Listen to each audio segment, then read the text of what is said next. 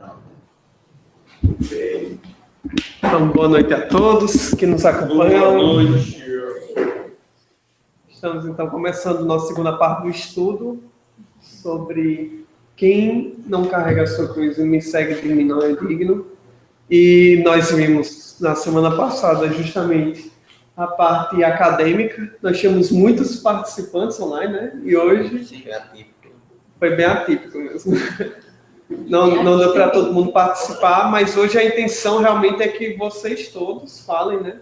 Quem está participando pela primeira vez também pode comentar, trazer suas opiniões. E hoje nós estamos com poucos textos. Temos 6 textos e era justamente a intenção da gente discutir mais, trazer um pouco da nossa experiência, nossas impressões acerca de cada passagem. Então hoje a gente está com bastante tempo para poder refletir sobre essa questão. E vamos dar início com a nossa prece inicial. Antônio está aqui com a gente. Sim, voltei, graças a Deus. Muito bem. Você pode fazer a prece para a gente? Posso. Fechar nossos olhos, levando nosso pensamento a Jesus, pedindo que Ele esteja conosco, na reunião, nos inspirando bons pensamentos, nos ensinando também a seguirmos com Ele a nossa cruz, para que sejamos melhores a cada dia, dentro dos seus ensinamentos, para o bem nosso e da humanidade. Que assim seja. Assim seja. Assim seja. Muito bem. Então a gente vai compartilhar a tela aí para vocês. Os slides. Tem PowerPoint, né? Agora temos PowerPoint. Tá. E no caso vai estar bem lá no meio, né? Que aí já é a apresentação completa. Primeiro período, né? O bom do PowerPoint é esse aqui, ó. Pode ver aqui, e lá no slide você tem. Muito bem. Ninguém tá vendo, ninguém tá entendendo o que a gente tá falando.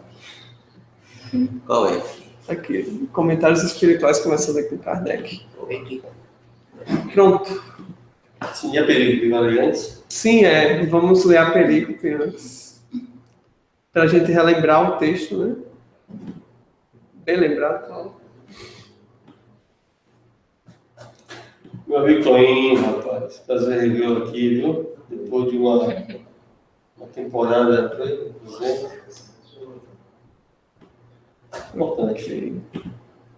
Pronto. Não. Então a gente está aí com a perícope na tela, e aí eu vou fazer a leitura. Então a gente vai ler só a parte da tradução de Haroldo, né? É em Mateus capítulo 10, versículo 37 a 39, a perícope ela é intitulada Divisões. Diz o seguinte: quem ama pai ou mãe mais que a mim, não é digno de mim. Quem ama filho ou filha mais que a mim, não é digno de mim. E quem não toma a sua cruz e não segue atrás de mim, não é digno de mim. Aquele que tiver encontrado a sua vida, a perderá. E aquele que tiver perdido a sua vida por minha causa, a encontrará. E em Lucas, capítulo 14, versículo 25 a 27, a perícope é intitulada Condições para seguir Jesus. E aí nós temos: reuniam-se a ele numerosas turbas, e voltando-se para elas, disse: se alguém vem a mim e não odeia o próprio pai, a própria mãe, a mulher, os filhos, os irmãos, as irmãs e ainda a própria alma, não pode ser meu discípulo. Quem não carrega a sua própria cruz e vem atrás de mim, não pode ser meu discípulo. E aí a gente vai agora botar nos slides que começam com, no caso, o comentário de Kardec. Vamos ver. Daí. E pode passar. E aí passa a vez para Paulo, Ayla e Mayara. Bom, na verdade, aí são os itens 1 a 3, tá? Porque o 4, 5 e 6 já é de outra perícope, né?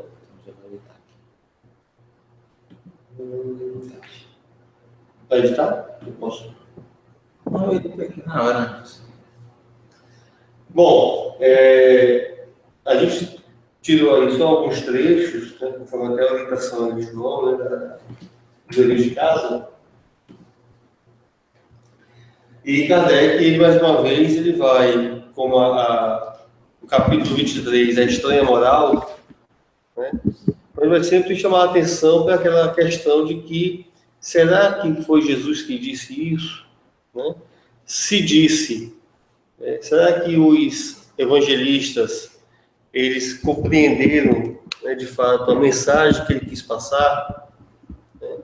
Se for isso mesmo, que sentido, então, nós deveríamos tomar as palavras dele?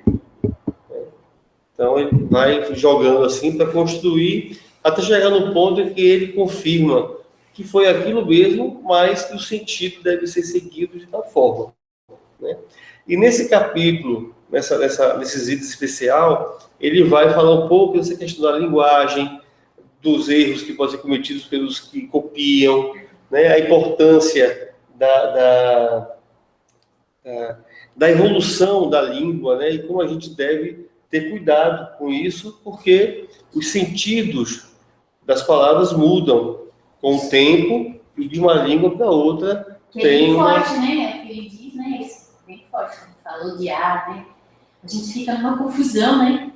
E a gente vai ver a nota do Sr. Pesani, que era muito importante para a gente compreender isso, né? Que o Sr. Pesani fez uma espécie daquilo que a gente está fazendo hoje para Kardec, né? Ele foi atrás, porque Kardec, ele tinha uma equipe, ele tinha pessoas que o ajudavam, né? Então ele foi atrás de saber, olha, porque a recomendação de Kardec na introdução, qual é? É que a gente vá conhecer os costumes, os hábitos, a história daquela época, para a gente melhor compreender a mensagem do Cristo, né? Então, como a língua hebraica é uma língua pobre, no sentido de ter poucas palavras em comparação com outras línguas, então a gente precisa ter mais... Muda, às vezes. E ela é usada para várias coisas.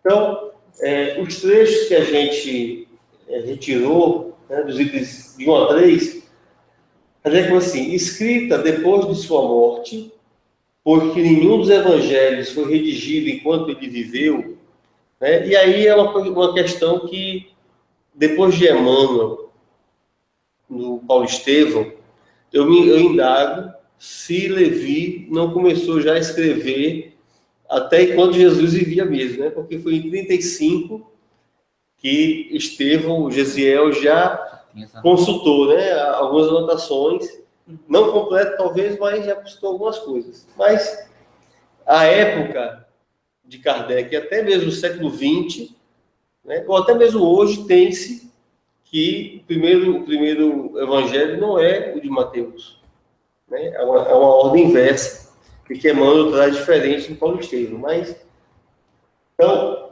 pois que nenhum dos evangelhos foi redigido enquanto ele viveu, lícito é acreditar-se que, em casos como este, o fundo do seu pensamento não foi bem expresso, ou, o que não é menos provável, o sentido primitivo, passando de uma língua para outra, há de ter experimentado alguma alteração, né? Que parece no caso que se coloca porque o odiar, que para a gente tem um significado negativo, né? Lá a gente vai ver que é uma questão de amar menos. A língua hebraica não era rica e continha muitas palavras com várias significações, que é a chamada polissemia, que Kardec tanto chamou atenção para isso. Tal, por exemplo, a que no Gênesis designa as fases da criação. Servia simultaneamente para exprimir um período qualquer de tempo e a revolução diurna. Daí, mais tarde, a sua tradução pelo termo dia e a crença de que o mundo foi obra de 6 dias, vezes 24 horas. Né? Então, ele dá outro exemplo de como a coisa foi, como perdeu o sentido primitivo. Pode passar.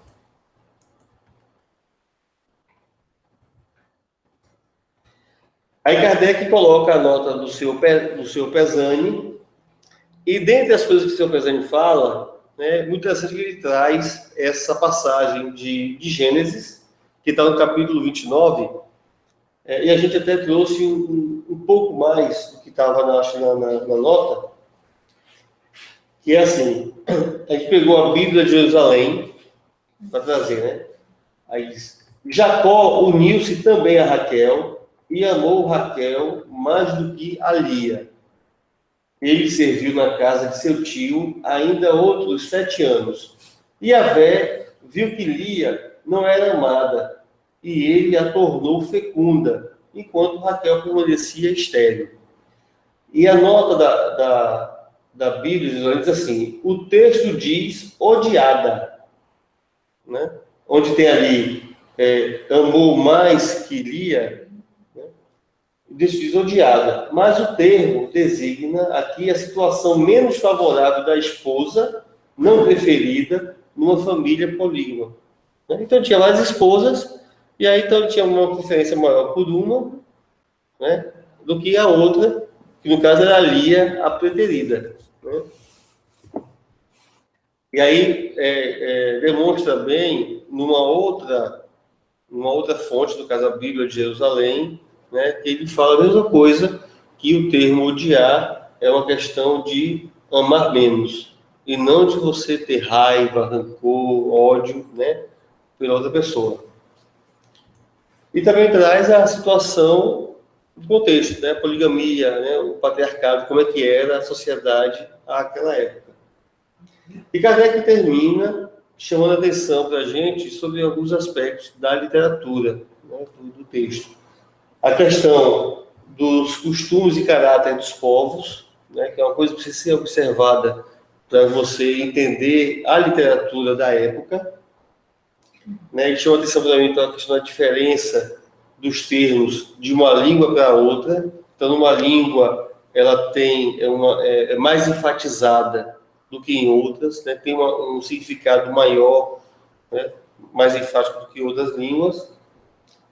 Ele chama atenção para a evolução da própria língua que se tem, né, e o cuidado com a tradução rigorosamente literal. Isso aqui eu achei interessante, porque a proposta de Haroldo, por exemplo, é fazer uma tradução literal do texto.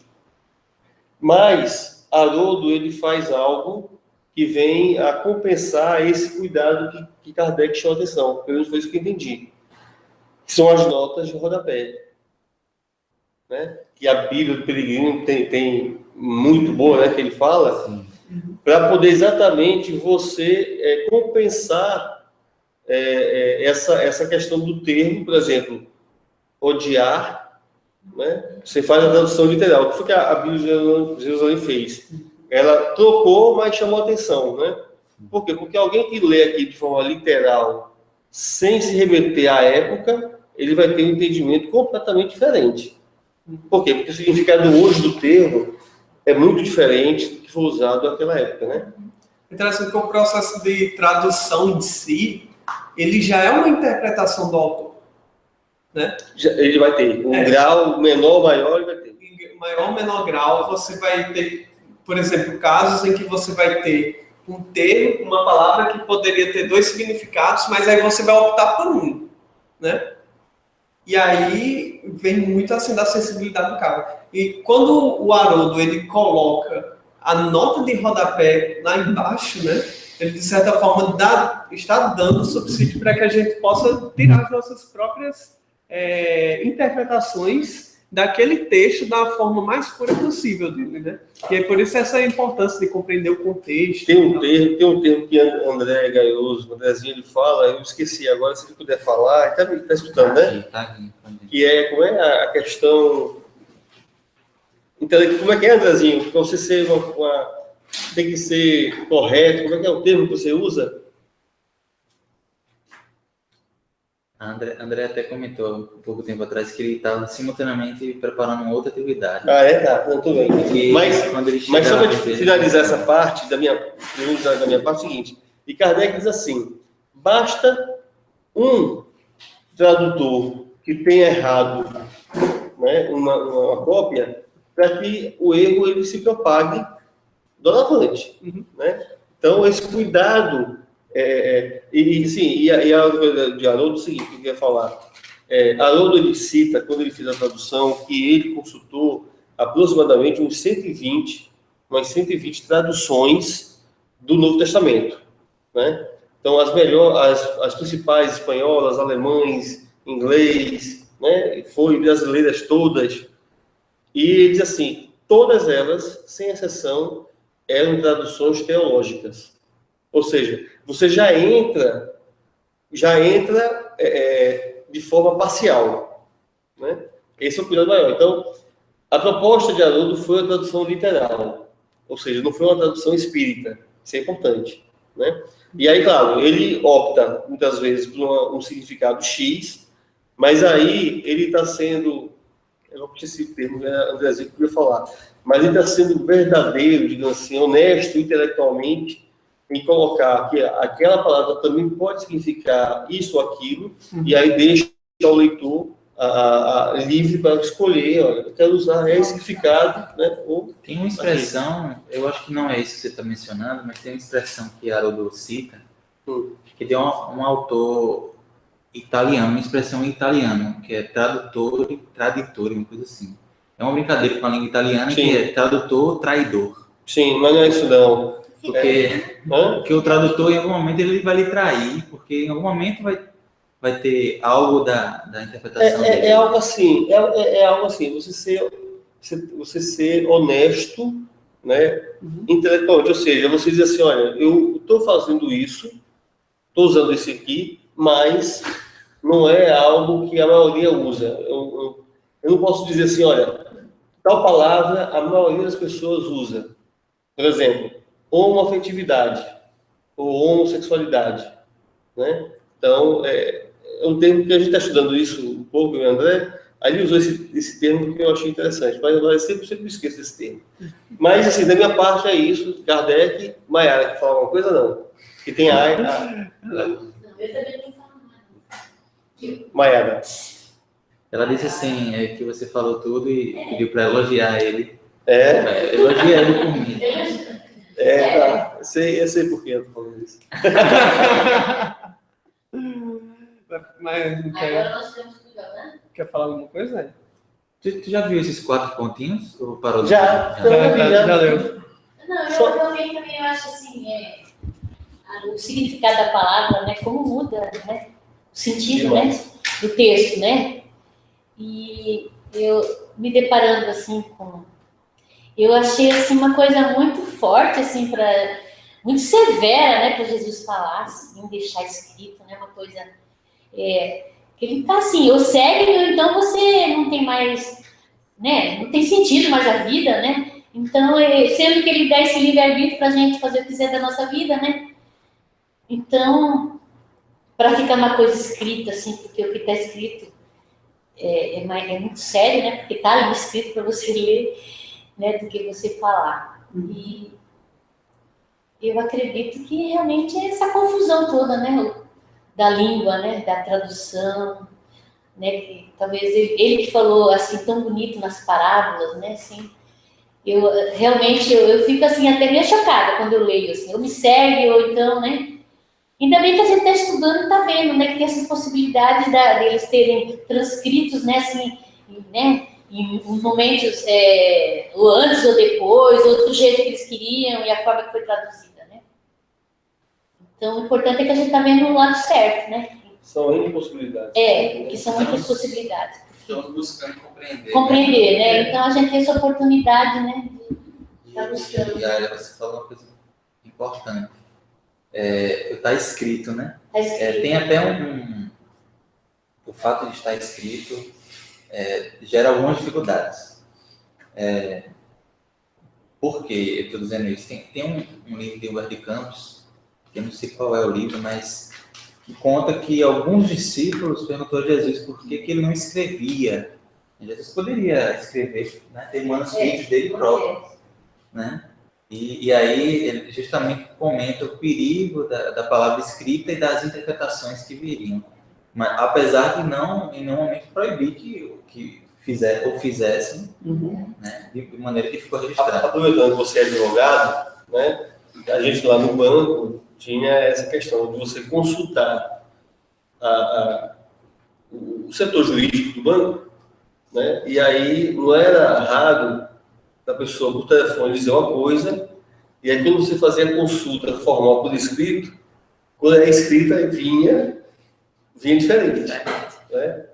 Porque realmente aí o cara vai ter que ter mais cuidado, vai ter que olhar melhor as coisas, tá? E aí escrever, porque compromete bem mais, né? No nosso caso, que materializa a nossa expressão, né? A escrita ainda.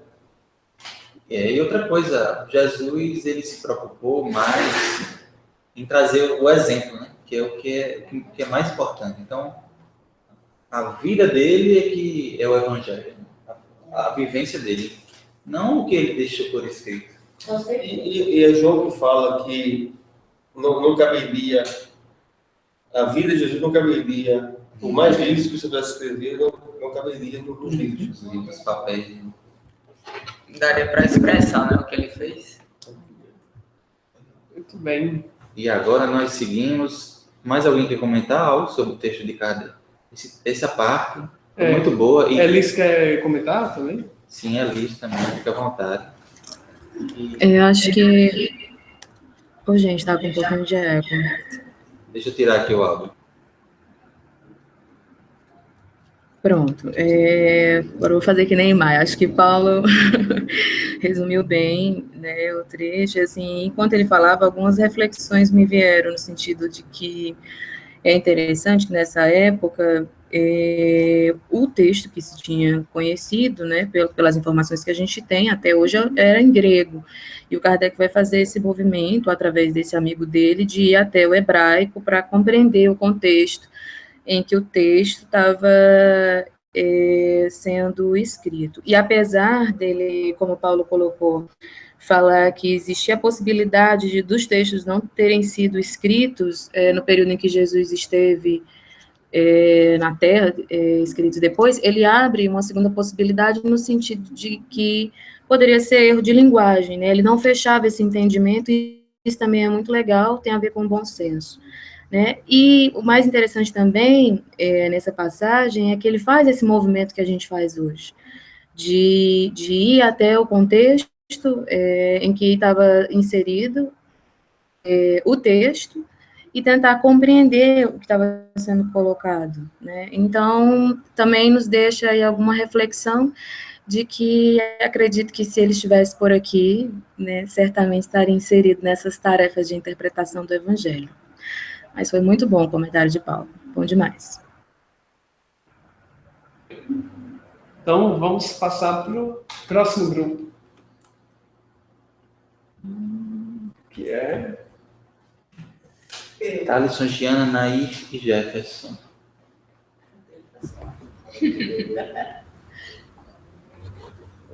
Giana está online aqui. Vocês querem alguma coisa? Quem quer começar falando? Fique bem à vontade. Da sua Giana e Nair presentes. Não posso falar, se Nair achar melhor. Então eu vou tirar o nosso áudio. Eu termino. Vou tirar o nosso áudio aqui para não dar eco, viu, Giana? Mas fica à vontade. Ok. Bom, esse texto, né, chama Amor e Renúncia, é um texto de Humberto de Campos, e a gente destacou aí 4 pontos, né? Tem 4 parágrafos, cada um se relaciona a uma questão. O primeiro parágrafo, vou dar só uma geral, né? Depois a gente vai ver mais detalhadamente. Então, o primeiro parágrafo vai falar da alegria de servir a um amigo.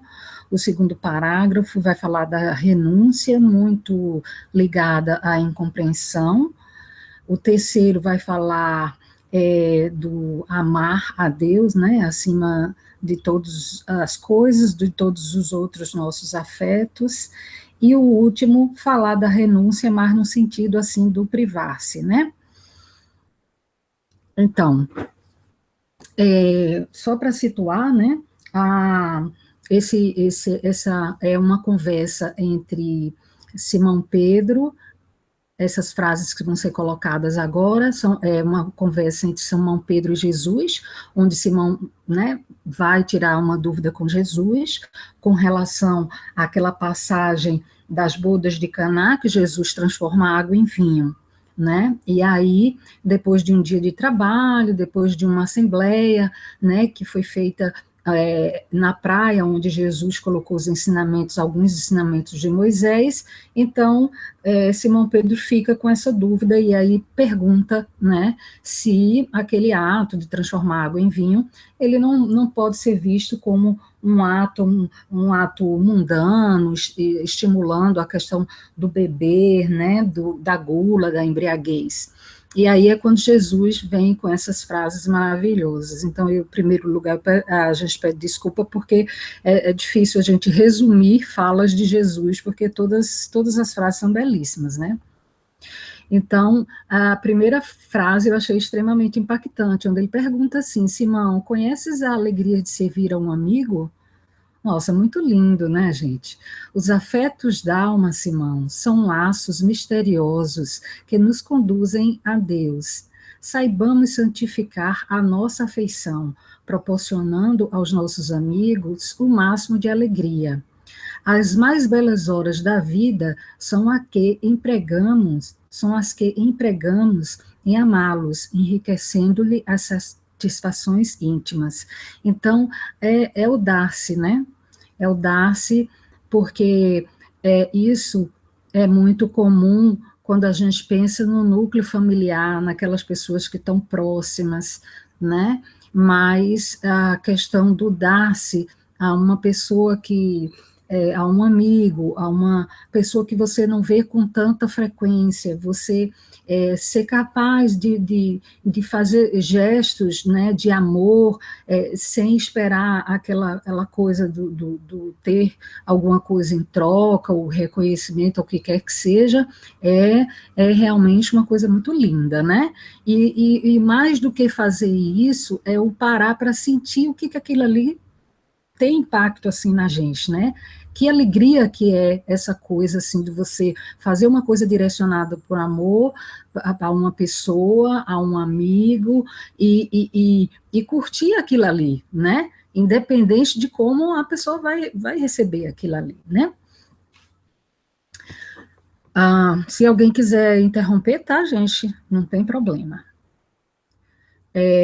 O segundo parágrafo vai falar dessa questão, né, da incompreensão do outro com relação ao nosso gesto.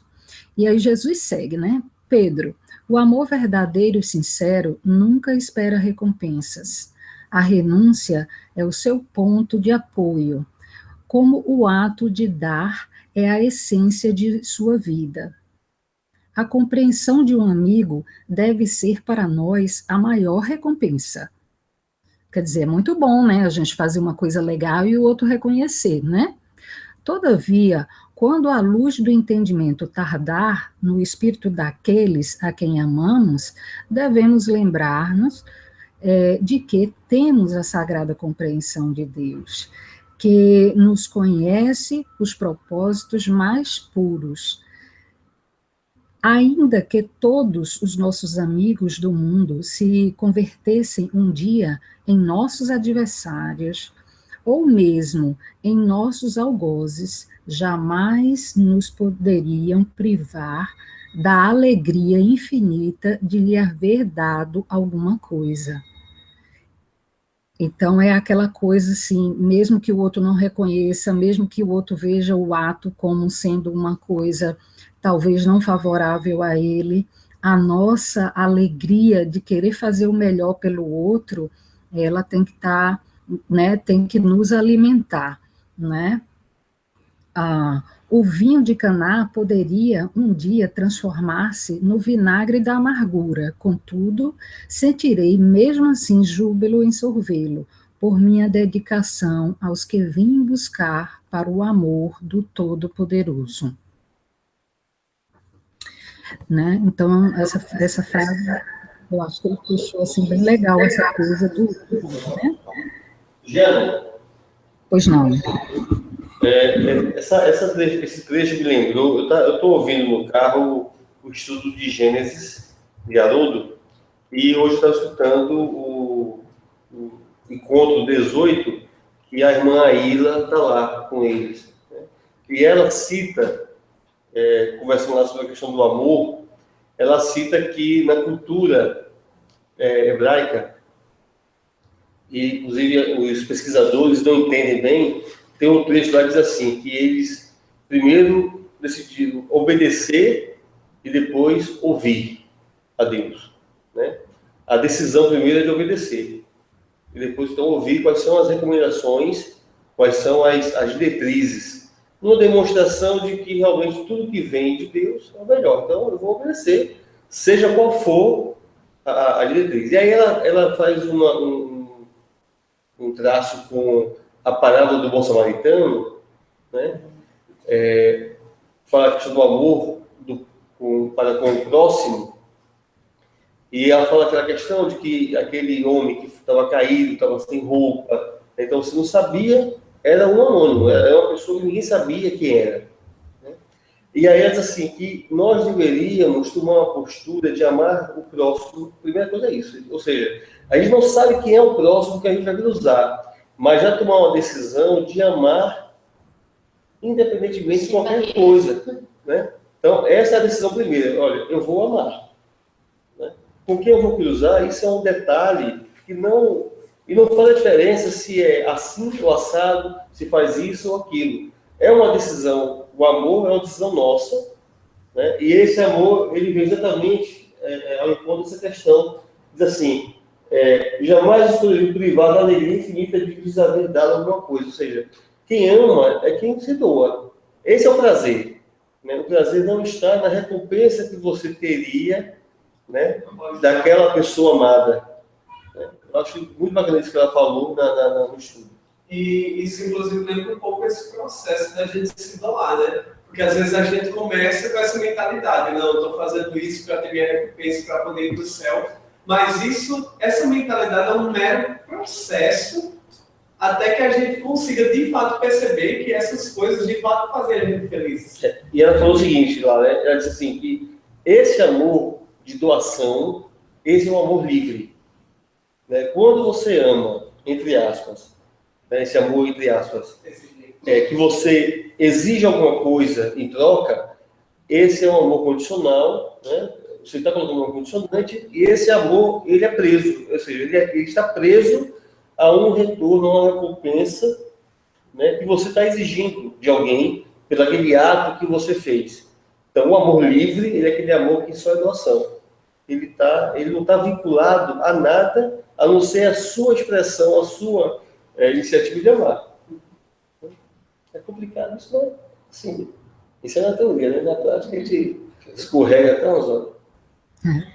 Pois é, Paulo, na prática, a gente vê esse amor, né, mas esse amor, assim, desprendido, esse amor de renúncia, esse amor, é mais, assim, a questão do amor maternal, né, por isso que esse amor, dizem que é o mais próximo de Deus, mas a ideia é um dia a gente amar a todos dessa forma, né, porque como é que se diz, o amor maternal, ele realmente, independente de qualquer coisa, ele está ali, né, ela ama, mesmo que o filho não ame da mesma forma, ou não reaja com as atitudes que talvez a gente esperasse, mas a gente não vai estar amando menos por conta disso, né. Então, é um exercício diário, na realidade, né, eu acho que a meta das nossas encarnações, né, hoje, a meta principal seria aumentar essa capacidade de amar, né, porque à medida que a gente faz esse exercício, todas as nossas atitudes, é como um efeito dominó, sai melhorando, né, sai melhorando, porque você age melhor e também não gera a expectativa de estar recebendo alguma coisa em troca, né? É verdade. Diana, só queria aproveitar e convidar a Maiara para assistir a peça Um Amor de Renúncia, que vai ser depois de amanhã, inclusive, e como ela não comprou ainda o ingresso, né, não sei se ela vai ou não. Quinta-feira. Viu? Mas só queria fazer esse serviço, aproveitando, né, que o texto é Amor e Renúncia, então é Um Amor de Renúncia, viu, Maiara? Tá bom, beijo. Ela disse que convite recebido. Pois é. Pode Sim. Não falo mais. Bom, então o próximo, né? Posso passar? Pode passar o próximo. Obrigada. É, o próximo. Bem, aí esse slide, ele vai falar da questão do amar a Deus acima de qualquer outro afeto, né?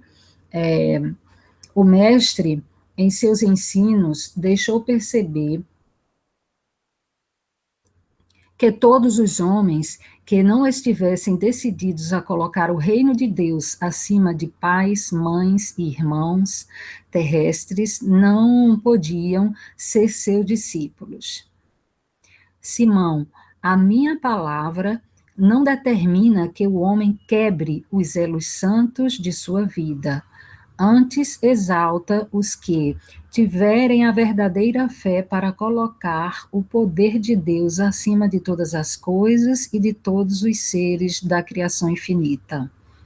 Não constitui o amor dos pais uma lembrança da bondade permanente de Deus? É engraçado que, assim, essa última frase, hoje no meu dia, teve presente, assim, demais, né? Porque, assim, hoje, por conta de uma atitude, eu me lembrei demais da atitude, assim, dos meus pais, né? Eu mesmo distante, eles sempre, nos momentos de dificuldade, assim, a gente pode contar com eles e tal.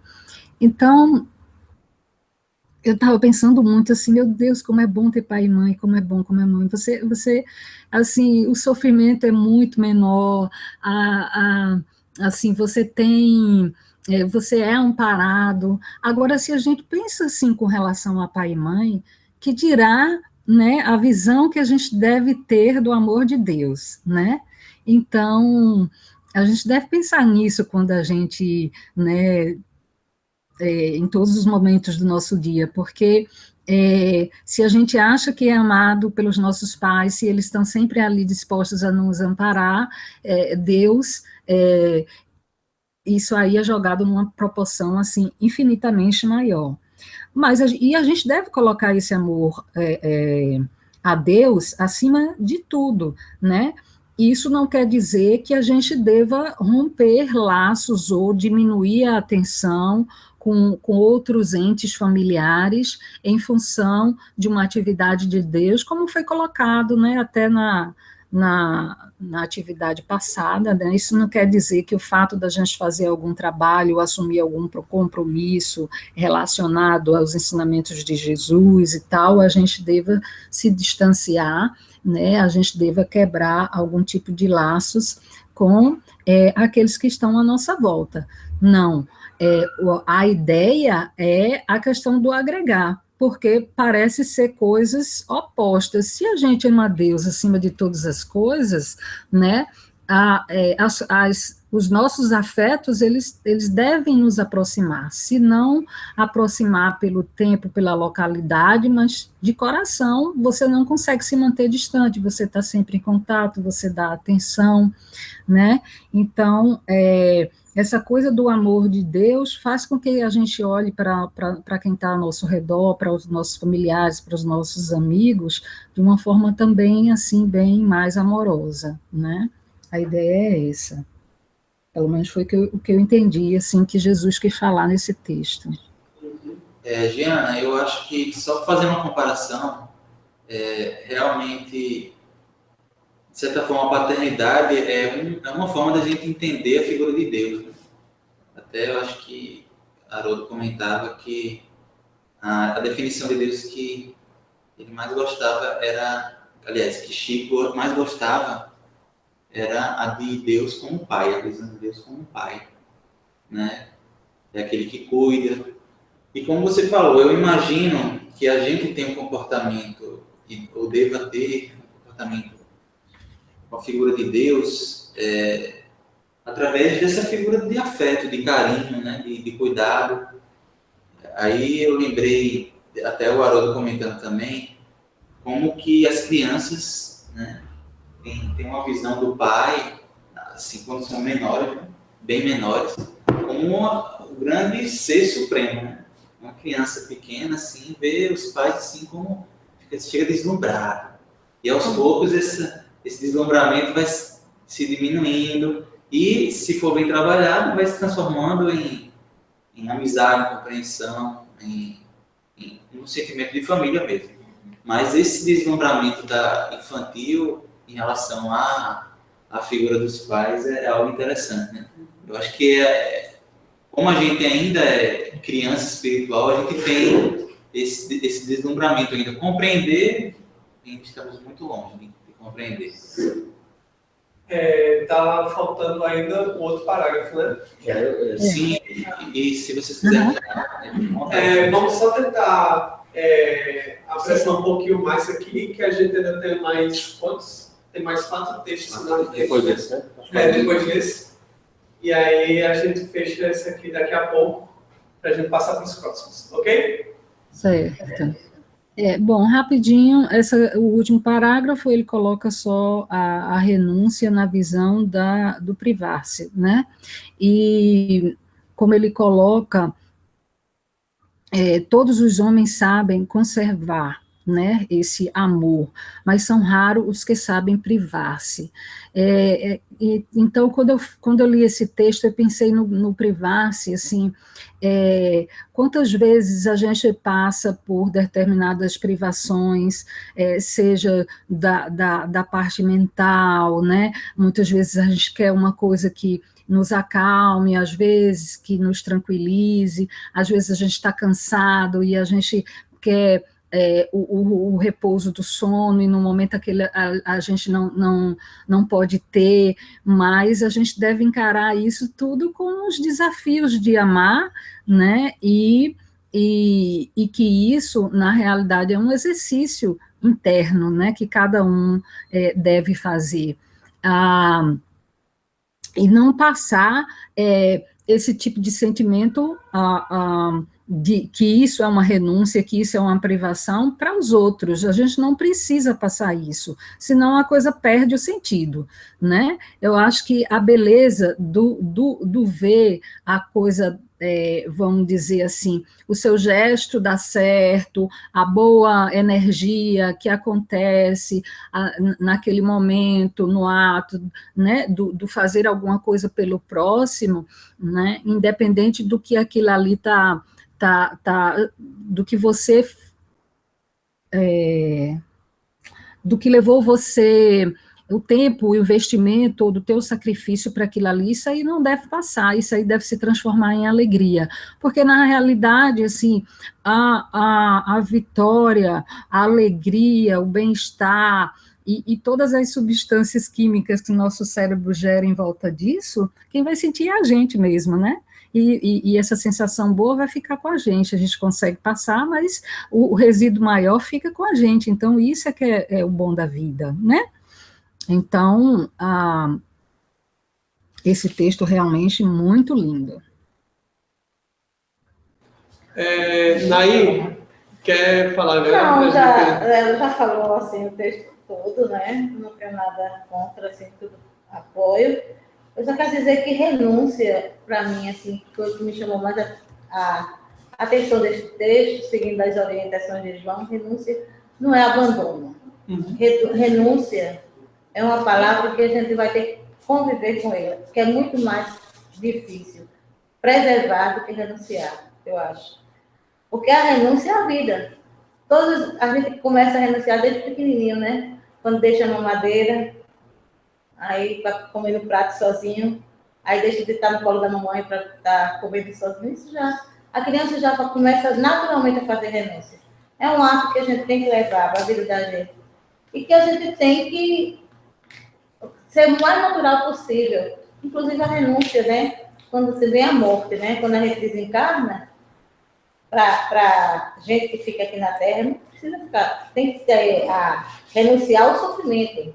Porque, não só para nós espíritas, mas que a vida tem todo um ciclo, né? Quando ela se fecha, ela se vai. E é uma renúncia mesmo. A gente não precisa estar sofrendo por aquela pessoa o tempo todo. Renúncia isso para mim. É só esse complemento mesmo. Legal. Só fechando aqui esse texto, quando a gente colocou ele, eu percebi que, na verdade, a gente já tinha tratado desse texto em outras vezes, em outra passagem, que era justamente aquela passagem que falava da transformação do vinho e tudo mais, né? Mas é muito interessante como ele traz essa segunda perspectiva, né? E é Pedro, né, que faz parte da história? É Simão Pedro, né? Simão Pedro. E tem esse conflito interno, porque Jesus, a gente está fazendo coisas mundanas, a gente está servindo vinho, e aí ele vai falar, né, você viu, companheiro? E aí depois ele vem com aquela lição de abandonar pai e mãe, e aí Simão Pedro fica naquele conflito. Jesus, me explica aí. Aí Humberto fala assim, Jesus falou como quem já sabia que Pedro ia chegar para ele, sabe? E de fato era isso, porque a gente sempre está querendo os extremos, né? E sempre levando a gente como o centro do universo, como se tudo girasse em torno da gente, né? E o ato de você amar ao próximo e ao mesmo tempo você se dedicar a uma causa, ela está justamente no ato de você se desprender, esse amor de renúncia de fato, e não um amor egoístico, né? Mas vamos passar para o próximo texto, né? Que a gente já... Muito obrigado, Giana, pela contribuição. Muito bom. Agora é o texto de Rubens, que é o nosso texto de e-mail de Larissa e Isabela. Eita. Larissa está aí? Larissa está aqui. E vocês querem começar, meninas? Podem começar. Larissa, então, fica à vontade. Eu vou botar o texto aqui. Pronto. Bota o texto aí que eu leio. Nossa, você tá ótimo.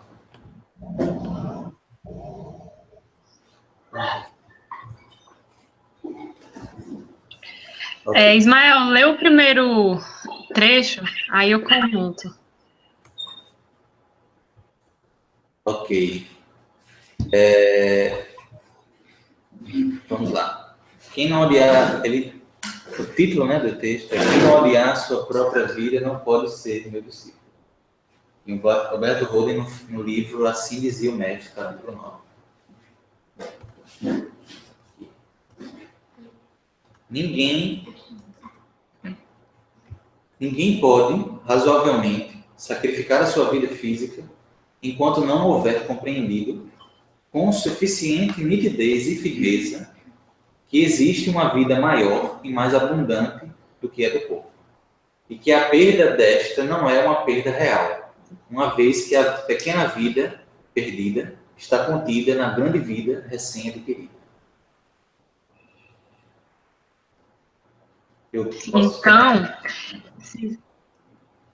Oi?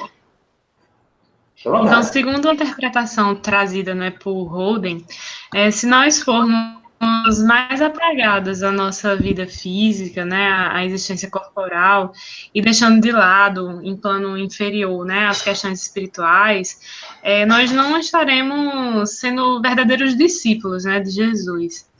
E Jesus, né, para não deixar brechas, né, na sua mensagem, ele vivenciou, né, isso, essa questão, ele demonstrou, né, que o reino dele não é desse mundo. Ele morreu, né, fisicamente, mas até hoje ele está mais vivo do que nunca, né? Então ele trouxe essa lição e vivenciou essa lição. Então esse é o primeiro comentário que eu teria. Se vocês quiserem complementar. Alguém comentar alguma coisa, Isabela? Se não tiverem, odiar aí, no mesmo sentido, amar menos. Sim, ele vai na mesma linha. Não, ou você fala no final. Eu falo no final, porque eu acho que eu vou fugir um pouquinho. Tá certo. Eu leio o resto, Larissa? Você que manda, viu? Sim. Leia. Vamos lá, então. É lei de psicologia que o homem não possa renunciar a um bem enquanto não conseguir outro bem maior. Só na presença de algo maior é que desaparece o menor. Ninguém pode perder a consciência físico-mental enquanto não adquirir a consciência espiritual.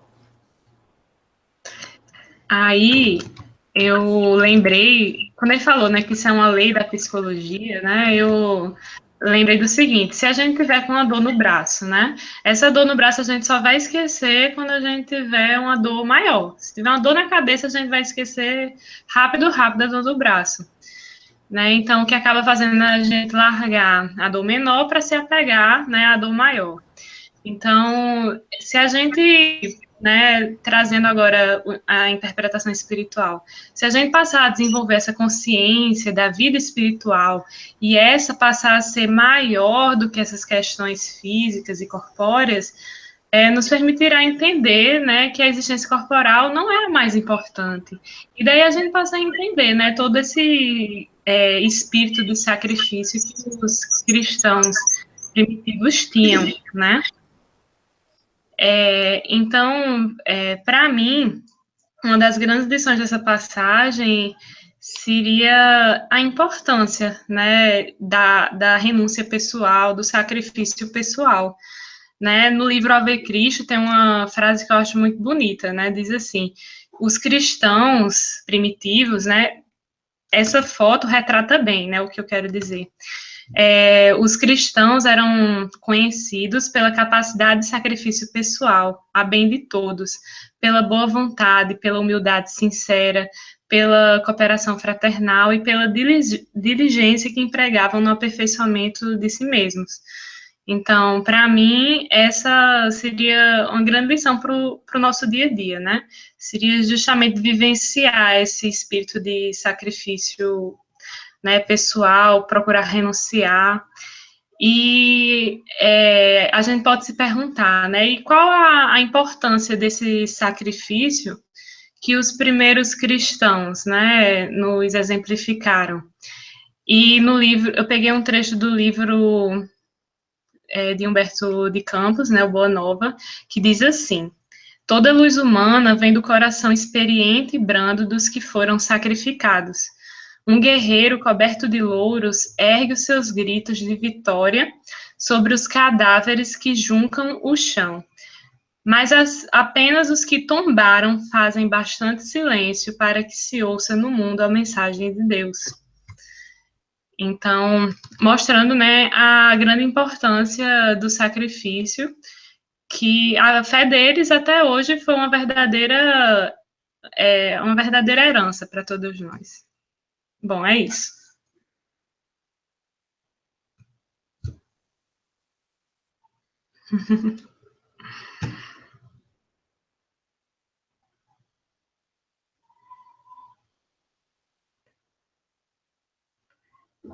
Ei, tô ouvindo nada.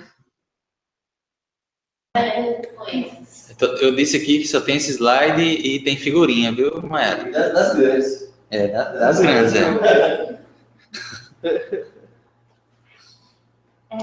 Eu estou tentando organizar minhas ideias em relação a isso, que dá pra... Ele fala muita coisa. E olha, ele é muito profundo. Bem profundo mesmo. Mas o que eu consegui pegar, assim, que odiar a sua própria vida, abnegar, né? Renunciar a si mesmo. E exatamente esses trechos que Larissa escolheu couberam muito nisso. De que você só consegue renunciar a algo menor tendo consciência desse maior, da dimensão de tudo. E Roden, né, que fala? Isso. Roden, ele já começa falando da questão de meditação. O que é meditação? É exatamente você tentar se conectar com o divino, não é isso?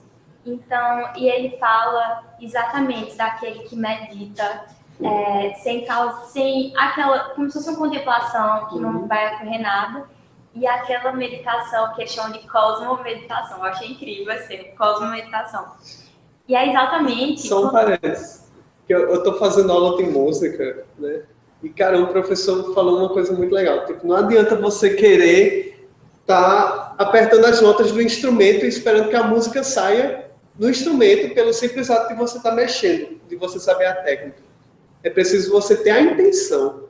Então, você sabe qual é a música que você vai projetar no instrumento, e não o instrumento vai tocar a música por você. E, de certa forma, é da mesma forma. Tipo, de que adianta você sacrificar a sua vida se você não sabe pelo que você está sacrificando a vida? Entendi. Né?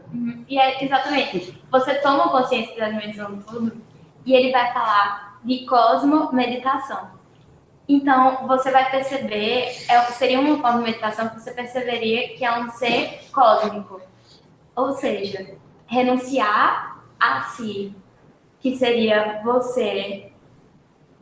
Deixa eu tentar explicar. Você, Ismael. Não você. Entendeu? Você, Ismael, não é você. Quando você... A cosmomeditação, você encontraria o seu divino, que seria quem você realmente é. Ele, Diego, não é ele. Quando ele fizesse pelo menos foi como eu interpretei, gente, cosmomeditação, a meditação real, que encontraria o seu eu divino, que é quem você realmente é, você encontraria você renunciaria a si, Diego, enquanto aqui no invólucro carnal, porque você encontraria que você realmente é um ser cósmico. Eu, Isabela, não sou eu. Com a maiúsculo, é bem maior, entendeu? Então dá para renunciar eu, Isabela, tranquilamente. Então, você fazendo essa cosmomeditação, essa meditação real, que você encontra seu divino, tranquilamente você renuncia a sua vida, porque você sabe quem você é. São aqueles... E na nossa vida, enquanto aqui encarnados, é muito difícil ter esse momento, né? Mas eu acho que esses momentos, assim, poucos anos de vida, né? Eu criei algumas teorias, por isso que eu adorei tanto ler isso, que esses momentos que você tem como se fosse um lapso momentâneo de consciência, você encontra esse seu lado espiritual e sai um pouquinho desse físico e mental. E nesses momentos que você tem esse lapso de consciência, é como se você vislumbrasse, mesmo que um pouquinho, quase um centésimo milésimo, assim, mais do infinito e do que é realmente ser um ser divino. E isso acontece, eu acredito que isso acontece, eu estava refletindo, de 3 formas que eu descobri até agora, assim, pelo menos que eu acho que né? Contemplação da beleza da natureza, real. Assim, quando você não só olha, mas você sente a beleza que o sol está nascendo. E você sente, é como se você transcendesse. Eu adorei quando ele falou isso, você transcende. E é como se você, não sei, seu corpo vibra, alguma coisa, você sente que, sei lá, você fala que Deus está ali, ou que tem um anjo, dependendo do que você quiser você denominar. É parte daquilo. Exatamente. E é como se tudo tomasse outra dimensão. Ou quando você se doa a algo e por algo, mesmo que por um instante, você exatamente vislumbra quem você possa ser. Posso dar um exemplo? Uhum. Eu acho até legal esse exemplo porque tem alguém que não é relacionado à religião. Eu acho que isso independe de religião e independe até se você mesmo não acredita em nenhuma religião. Tem um físico, um astrofísico, que ele disse que estava pensando justamente nessas questões, olhando para o céu, porque isso é um exercício que é interessante ser feito, a gente termina perdendo esse hábito de olhar para o céu. E ele estava refletindo como, ao mesmo tempo, nós somos tão pequenos em relação à imensidão do universo, né? Um universo que tem milhões de galáxias, vários sistemas, e dentro desses sistemas nós somos apenas um grãozinho de areia.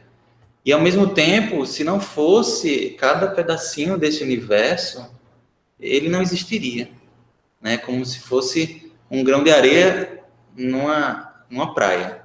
Se você retira um, né, não vai fazer falta, mas cada um precisa da contribuição de cada um para que aquela praia exista. Então, de certa forma, e aí ele pensava assim, poxa, tudo que está aqui de constituição é carbono, nitrogênio, oxigênio, hidrogênio. Isso a gente encontra em qualquer estrela. Então, ao mesmo tempo que o mundo, o universo é tão grande, o universo existe dentro de mim também. Aí ele fala no final, isso, quando eu percebi, foi quase que uma conexão espiritual que eu senti com isso. Então, esse deslumbramento existe. Ele falando, Eu achei muito interessante isso, eu acho que tem a ver com o que você estava comentando. Então, eu só queria, assim, viu, Ramon? Quando eu cheguei em casa, esse mamãe do seu Ramon. Faça isso. A dança de Shiva, né? A dança de Shiva também. No livro O Tal da Física, o filho de Jocabra, ele observa que ele está na praia e, de repente, ele vê aquela movimentação de água, de grãos, de areia, e ele percebe Deus naquilo, e um espiritual. É logo no início do livro que ele chama da dança de Shiva, que é a dança dos elementos da natureza. Excelente. Legal. Sim, mas eu interrompi. Você tem algo mais a dizer? Foi isso. Assim, eu achei... Minha gente, só esse trecho eu achei incrível. Realmente, dá vontade de renunciar a tudo, porque a gente sabe que a gente... Muito bom. Então vamos passar para o próximo trecho. E antes de passar, só falar uma coisa. É muito pertinente quando a gente para pensar, por exemplo, um conceito que Kardec traz do que seria alma e espírito, entendendo o espírito como ser desencarnado e a alma como um ser encarnado, porque, de certa forma, a alma ela é um reflexo do nosso espírito, incorporando também a nossa personalidade terrena, que ela é o que? A consequência da construção social, uma construção familiar, ela é uma somatória de tudo isso. O nosso eu, nesse momento aqui, é o resultado não só da nossa individualidade, mas do somatório de todas essas questões biológicas, sociais, de educação, né? Tudo isso. Mas, quando a gente tira todas essas camadas, a gente consegue encontrar, e talvez, né, além da natureza, além de tudo isso, esse amor em renúncia, esse ato de se desapegar, o ato de fazer a caridade e da abnegação mesmo, seja um pouco desses vislumbres da gente conseguir enxergar a nossa própria essência, mesmo que por poucos instantes. Muito bom.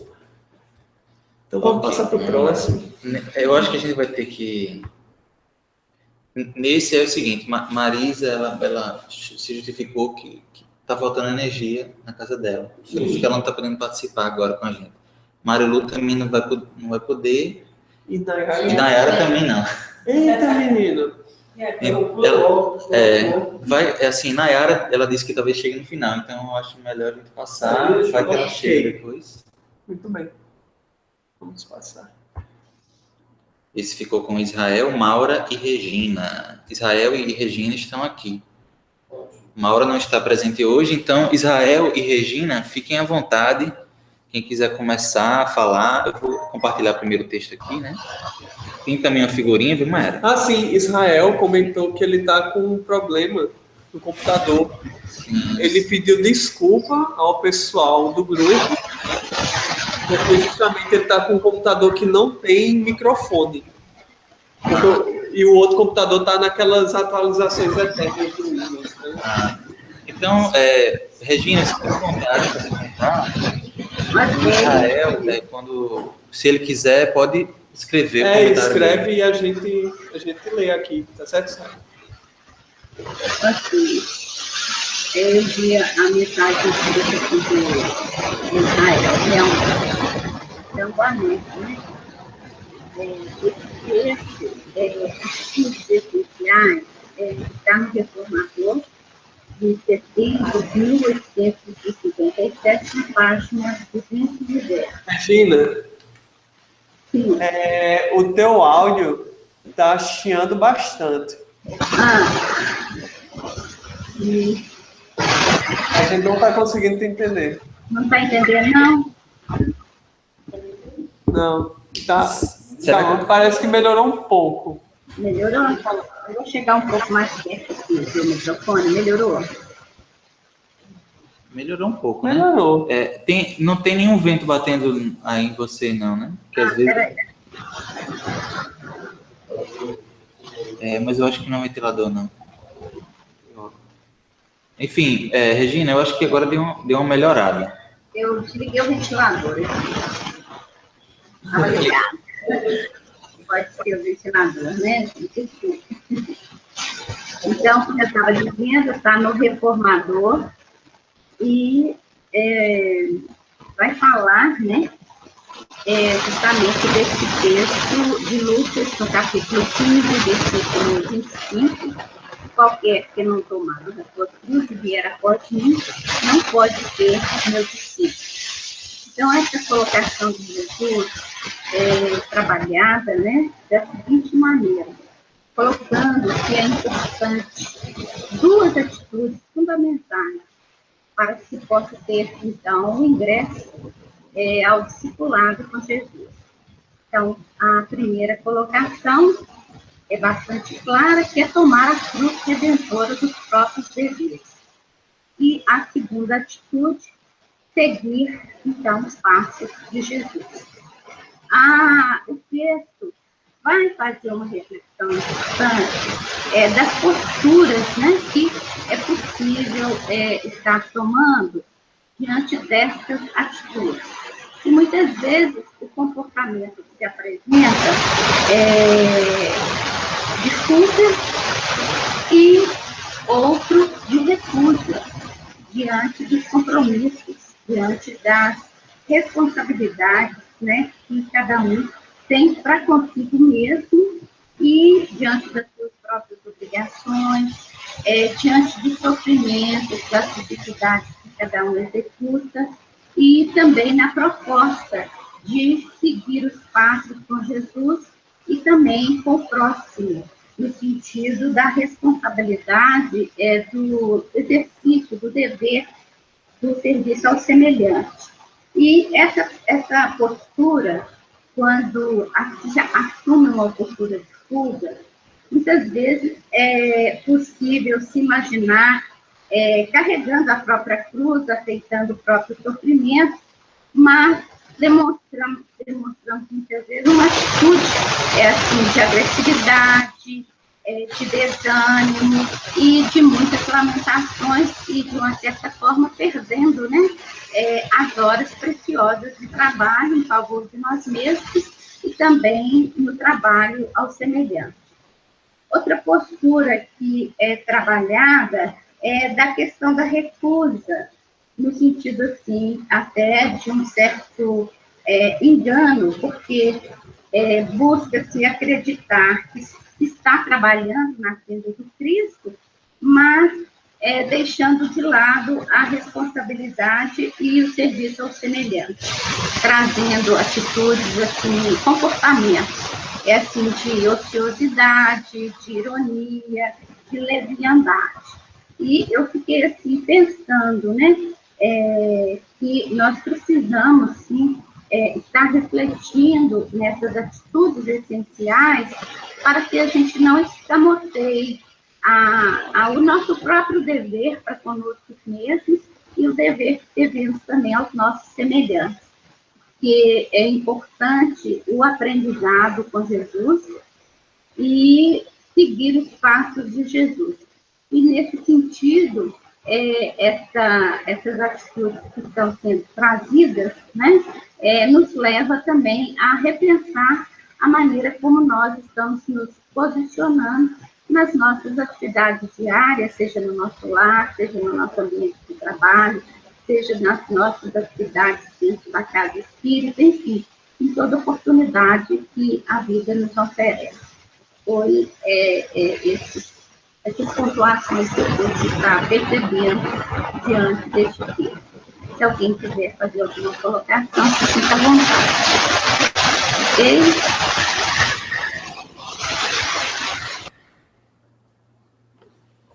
Regina, a gente compreendeu em alguns momentos, chiou um pouco, mas deu para entender a essência da mensagem. E agora, Israel, se quiser comentar algo escrevendo aí, não. Ok, para ele tá ok. Esse reformador, qual era mesmo? Setembro de 1857. Setembro de 1857. No ano de lançamento dos espíritos? Não, calma. Tô calmo. Será que não foi mais na frente? É 1957? Não? É porque a... 1957. Nossa. Acho que é 1900. Mas vamos então para o próximo texto.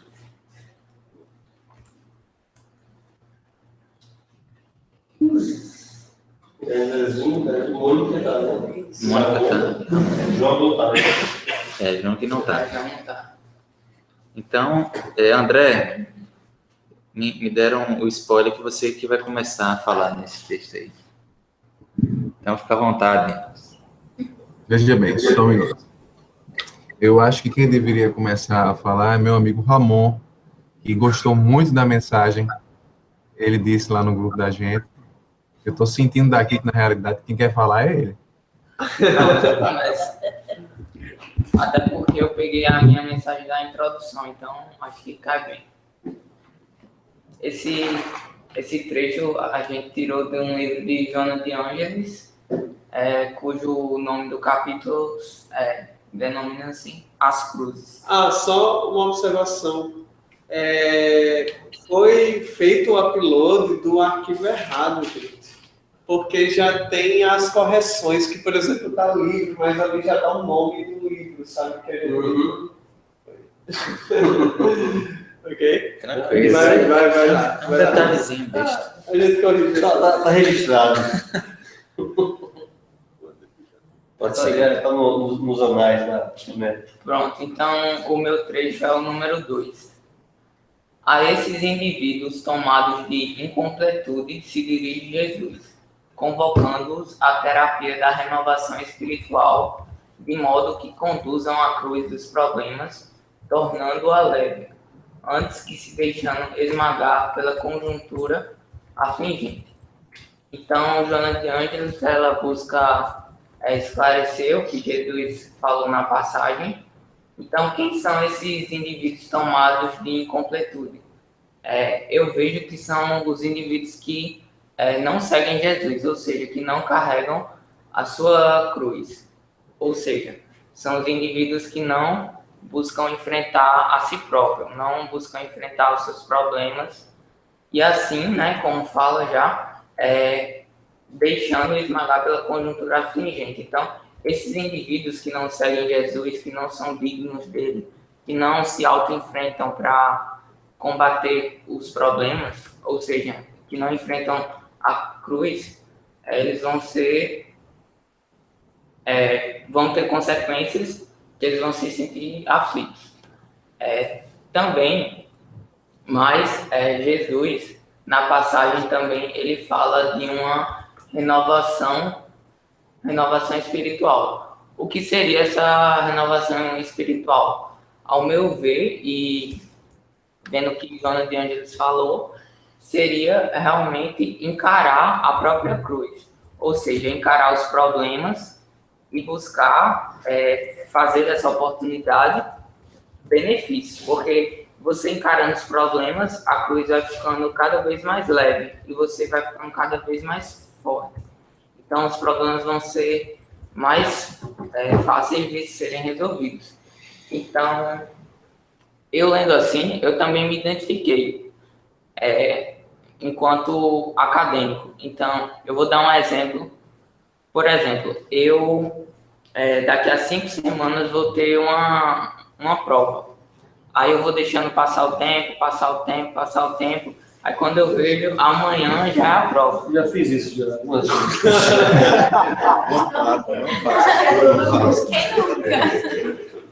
Então, o que é que eu fiz?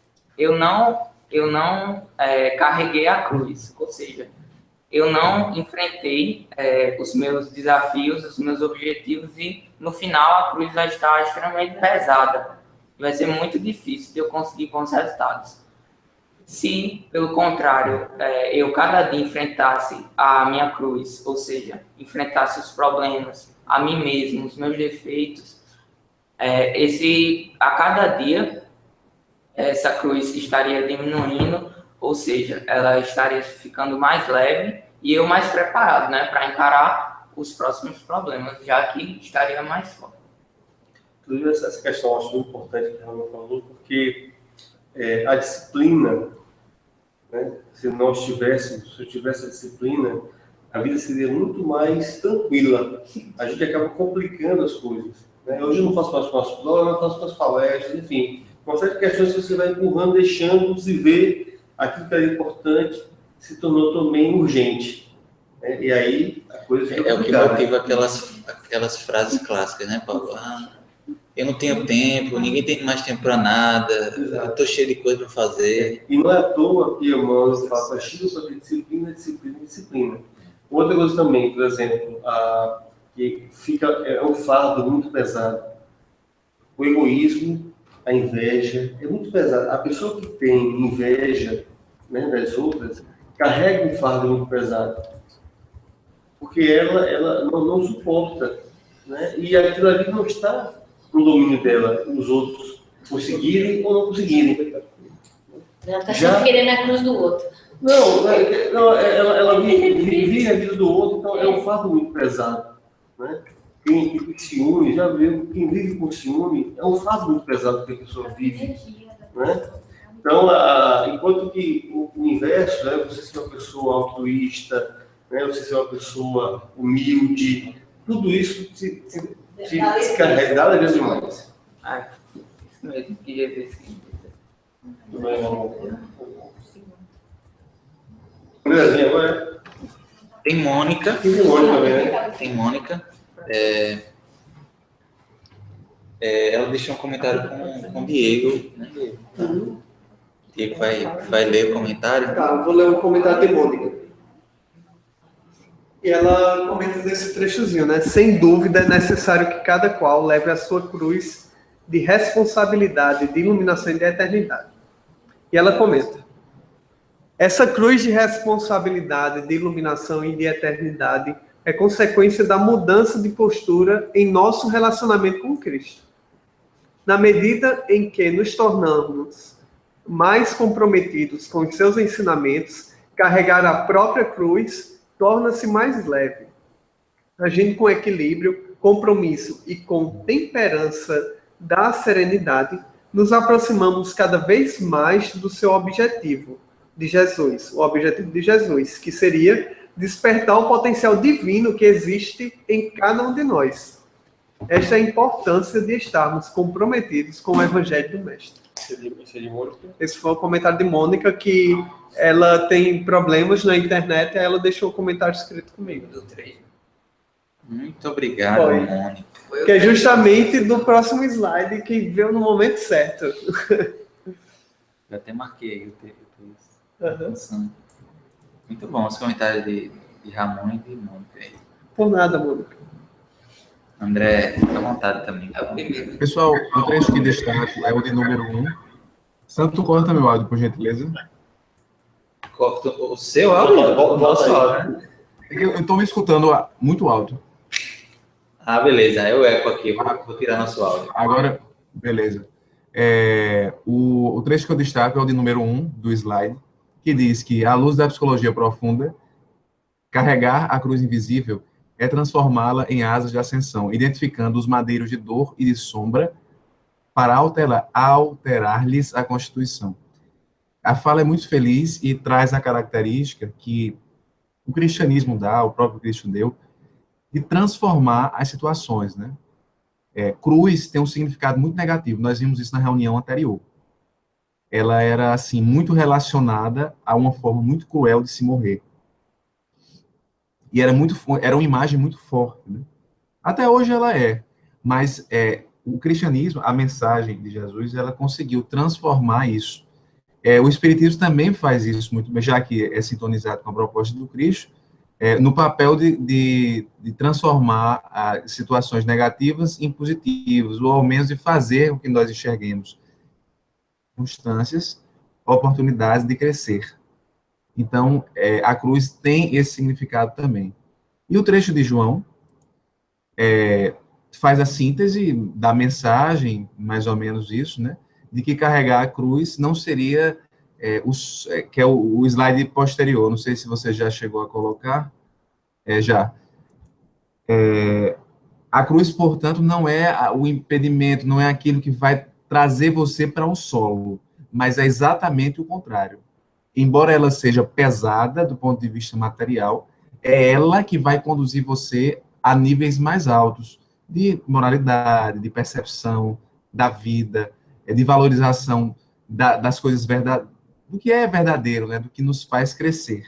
Jesus quebrou paradigmas, a cruz seria uma das formas de demonstrar isso. Aquilo que era extremamente negativo significa um material que vai nos retirar do sol, ao invés de a ele não nos prendermos. Eu quero pegar um gancho aí com o que o André falou. É muito pertinente, porque eu lembrei do exemplo da minha avó, né? Minha avó, vovó Dora, ela era corcunda, né? Mas essa cruz que ela carregava não a limitou de forma alguma. Ela era um grande exemplo de caridade. Então, o pai dizia que na corcunda ela tinha asa. Certeza, né? Que hoje é um verdadeiro anjo. Então, eu só lembrei dela com o que a André estava falando.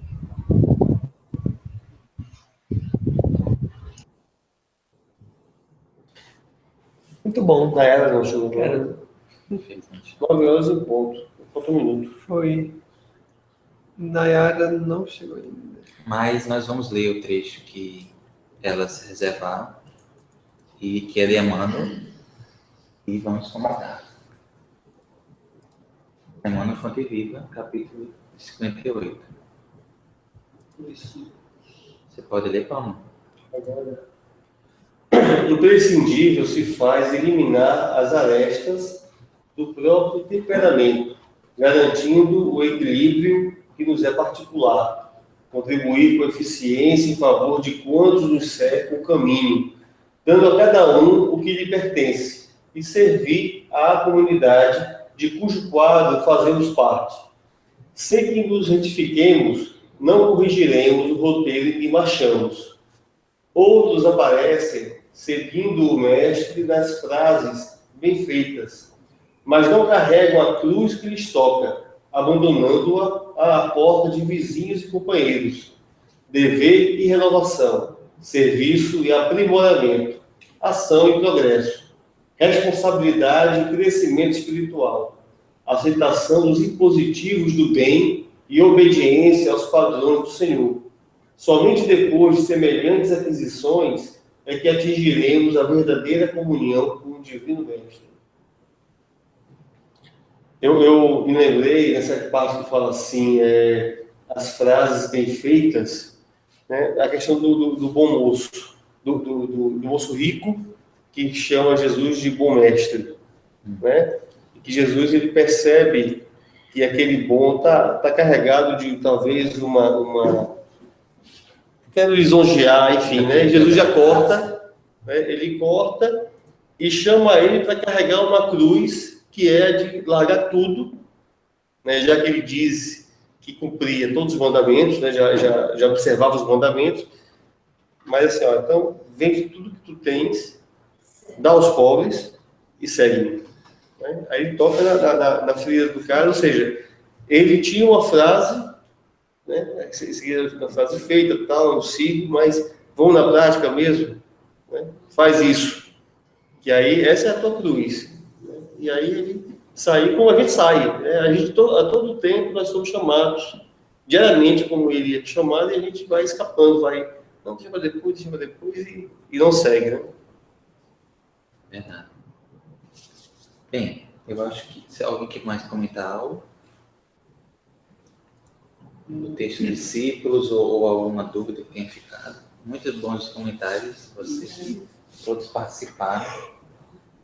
Eu quero passar a palavra para Elis, para fazer as suas considerações, conclusões acerca do estudo geral.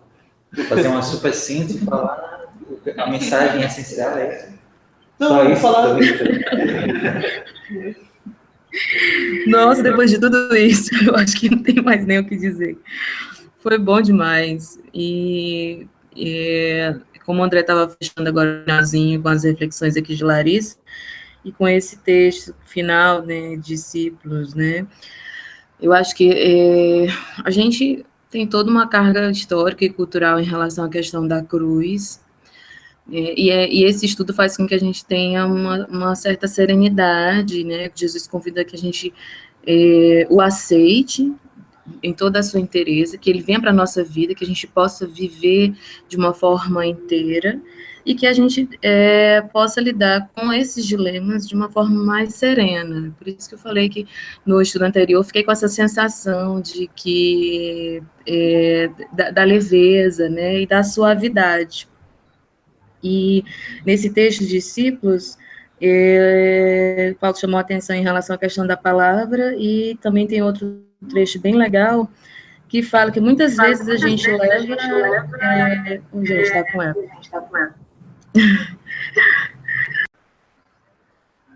Muitas vezes a gente leva a cruz, consegue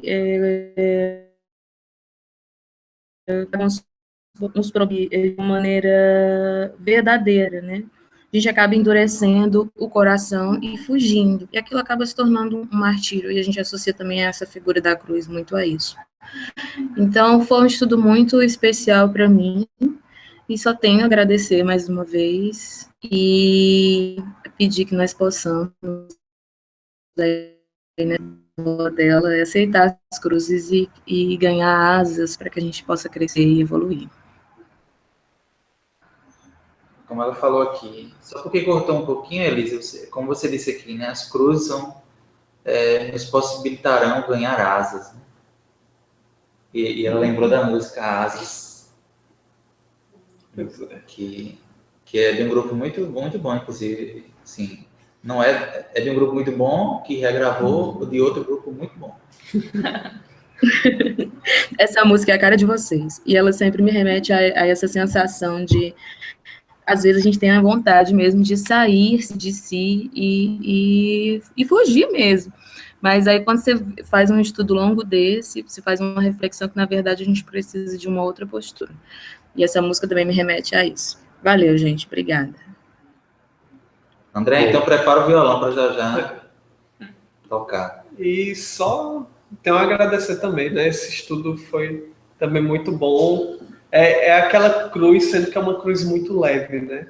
Ela não se compara de forma alguma ao fardo que muitas pessoas carregaram ao longo da história, mas é o tipo de coisa que quebra a rotina da gente, né? A gente tem que se dedicar ao estudo, a preparar um material, mas é igualmente muito prazeroso quando você se depara com novas coisas e que elas impactam diretamente, né, na sua vida. Aquela coisa que você descobriu, você entende, nossa, foi isso que Jesus quis dizer, é assim que eu posso aplicar na nossa vida. Eu acho que esse é um pouco do objetivo do NEP, né?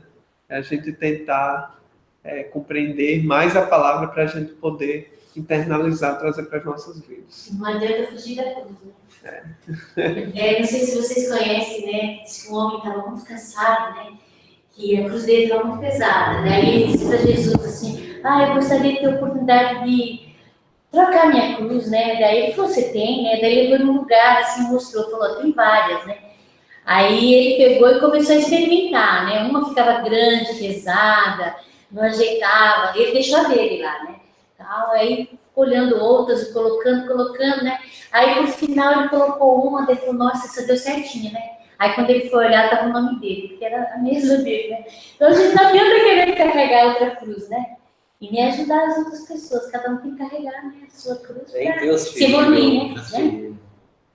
Inalienável. Isso eu estou falando até com o Ramon agora, que coincidência hoje eu vou fazer o Evangelho, e eu peguei exatamente um que era da Instrução dos Espíritos sobre, acho que o tema era o bem e o mal, enfim, sobre os problemas e como boa a oportunidade para você colocar em prática, né? Então a gente tem que agradecer pelas nossas cruzes, pelas coisas que a gente tem que fazer, os problemas, porque são exatamente essas provas que nos dão a oportunidade de fazer, colocar em prática o que a gente aprendeu aqui. Se impulsiona.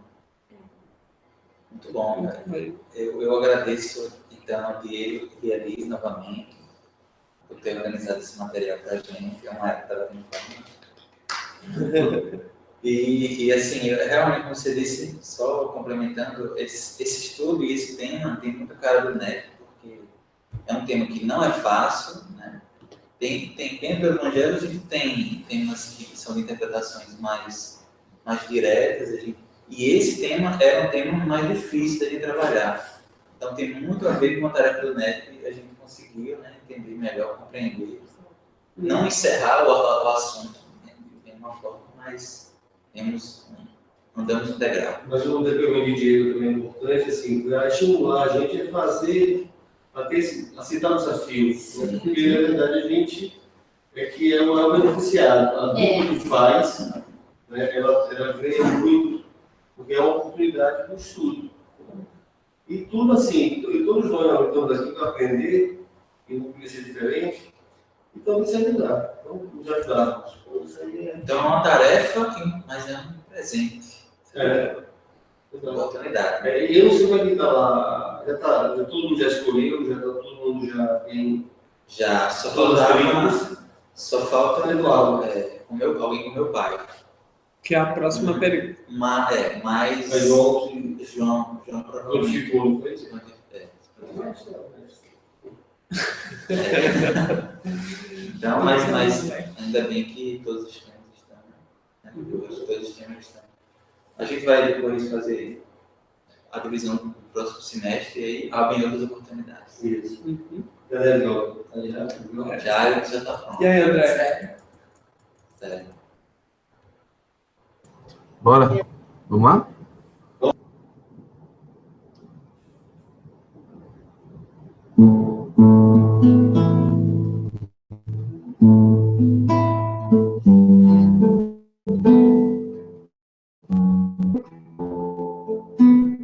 Asas da mente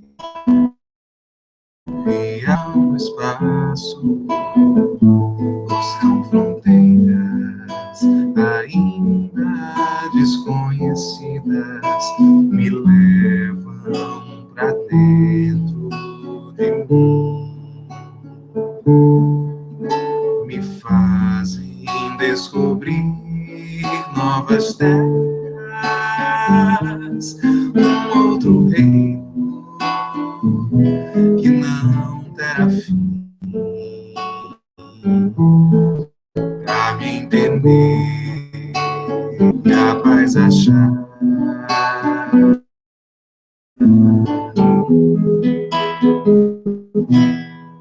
cais de partida, a vida é infinita, fases da evolução, o tempo convida-me para mergulhar nesse mar, passar as correntezas, sentir um mundo dentro de mim, de onde eu vim, pra onde vou, e o que virá.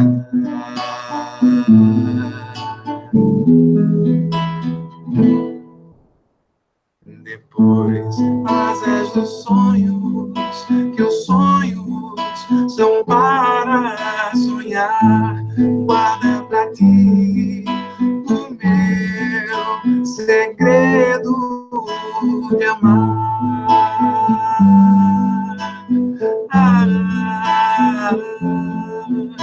No peito, a voz, minha voz, te dirá.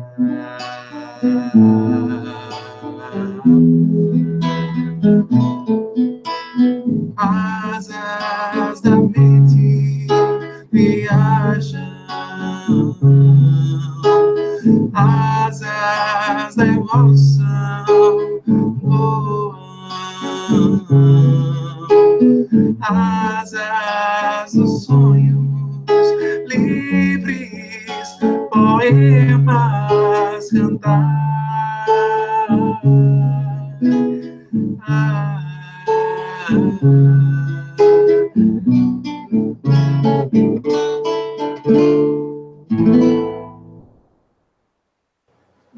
Graças a Deus. Gente,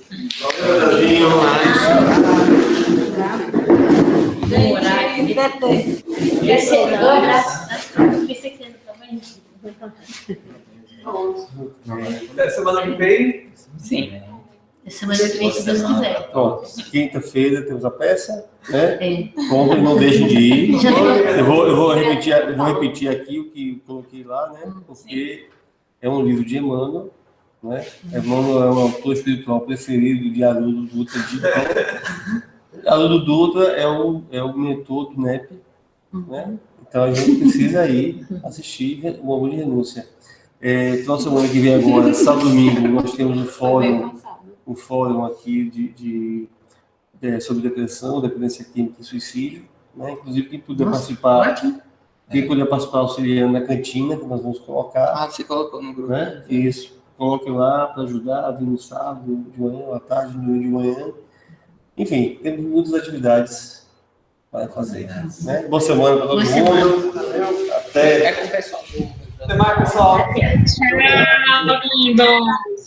Um beijo. Abraço. Tchau, gente. Beijo. Pode abraçar todo